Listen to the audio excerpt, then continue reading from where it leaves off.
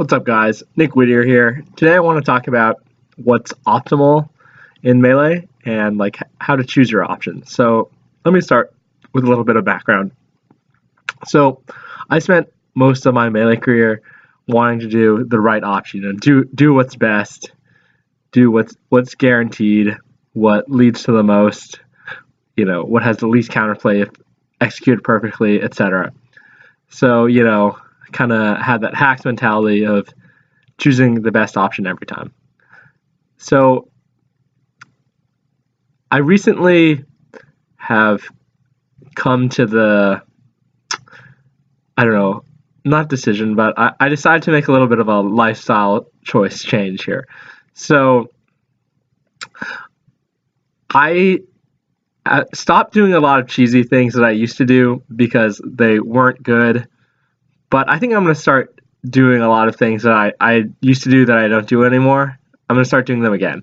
And the reason is, when you say something is optimal, that means what's best, right? But what's best is what's going to work.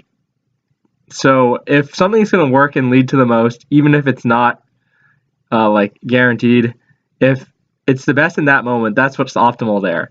So for instance, I've watched Wizrobe a lot, even though I don't get the most enjoyment from watching his games. Try not to be scrubby and, study the other top players and, learn what I can from that.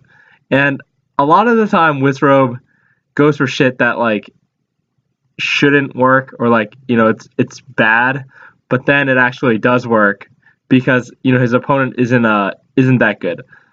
So, an example of something that I never stopped going for, or at least trying, is to see if you can get a drop zone in a clutch moment when your opponent's choking. People are holding in, you can get a free kill.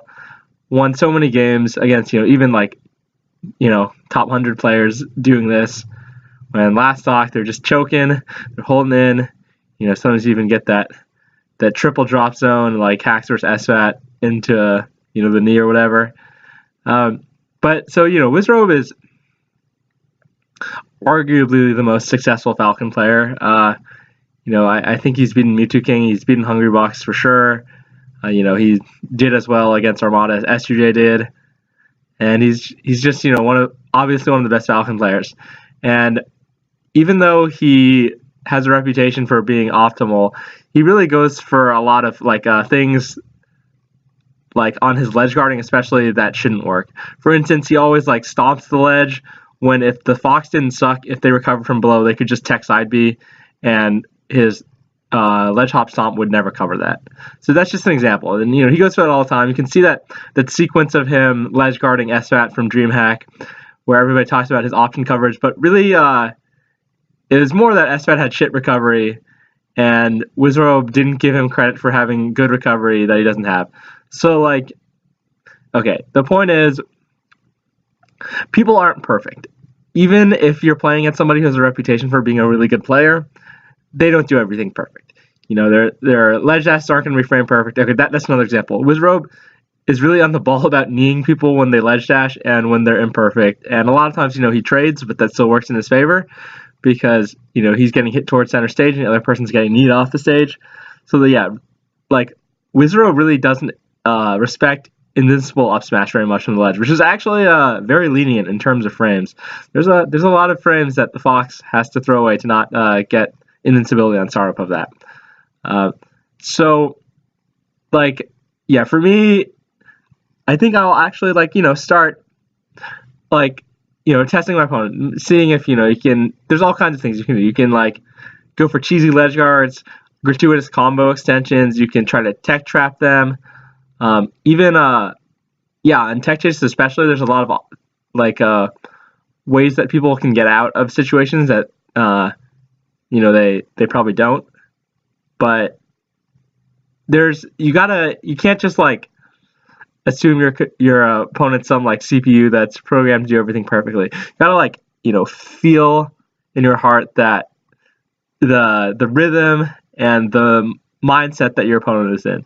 I just about 20 minutes ago watched Ralph versus Kage from Big House. I didn't know they played. I didn't know it was streamed.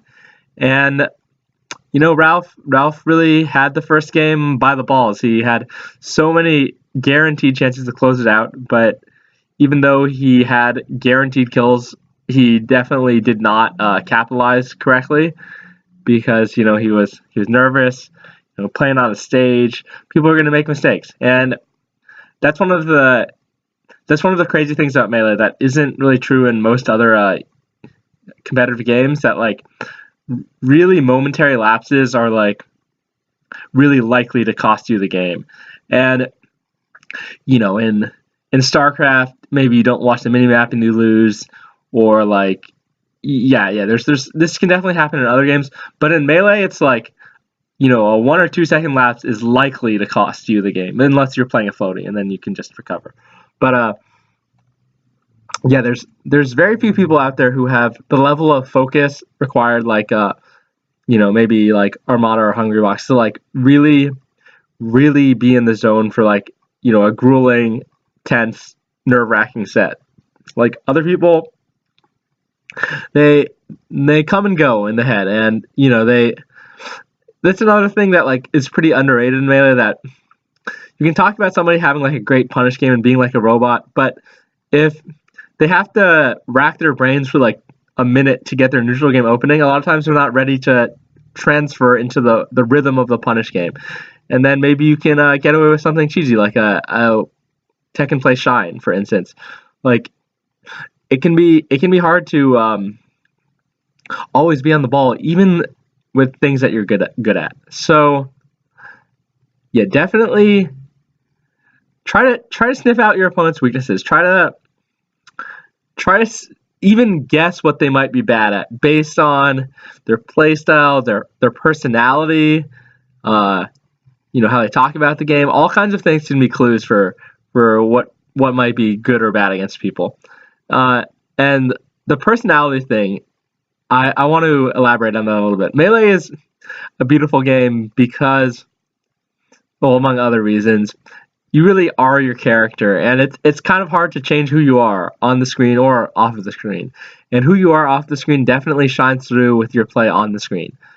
So I would say I've met less than 5 people in my life that play Melee in a way that isn't consistent with their personality. So let me actually, I think I'll leave that at that, because I think I'll make another vlog about that. Oh god, I finally said vlog. It's been about 10 vlogs now where I had promised myself not to use that word because it's like sounds fucking dumb. VL isn't like a valid consonant cluster in English. Anyway, yeah, I'll make another vlog where I talk about personality in the game, because we've all listened to our Scar commentary or whatever, where he talks about heart and talks about some players being robotic, being not adaptive, whatever. All these things, like, they make for good sound bites, but I don't really think that people appreciate the truth behind a lot of these insights, where like these things that just sound like I don't know, worn out fucking platitudes, are actually like do have truth to them about like having heart and the will to win and being like a giver upper, as it were, and the personality of your character, and so on and so on. I really did enjoy that Scar and Toph show with Kalamazoo on it, where they made fun of him for being a robot, because Dewan and I always make fun of Kyle for the same thing, and he doesn't seem to get it. I'm sure he actually must kind of get it, because people always make fun of him for this, but he acts like, he acts a little bit indignant and is not really willing to accept what people have to say. Okay, anyway, let me talk just for another minute or two about the reasons why I made this vlog. So yeah, just in terms of optimality, remember, like, I could always go for stomp knee then ledge guard, but that actually, like, you could say it sets up a ledge guard situation, but like ledge guards aren't necessarily guaranteed. So maybe I want to go for a combo extension, even though it doesn't lead to anything guaranteed and they have to mess up. I mean, it's not like if for instance, you hit Fox and then they up B at that like platformish height, and then they have the angles where they can go down, straight, up, or like maybe even more up. Like, you can't just always cover all of those options on reaction. So going for a combo extension there actually might be better than just selling for the Ledger situation. So the point is, don't just do something every time because it's like supposed to be best. Also, if you have a reputation or like it seems like you just go for what's guaranteed, you can use that to trick your opponent because they might not expect you to go for an extension or go for some cheesy shit, and then you might be able to trick them, and then they'll mess up their defense or whatever because they didn't expect it. There's all kinds of situations in Melee where you have a choice to do what's best or do something that will work and which really might actually be better. But for some reason, our community has like I don't know, but what's the right word? It's like it's looked down upon to go for things that like don't work when actually they might actually work in the moment.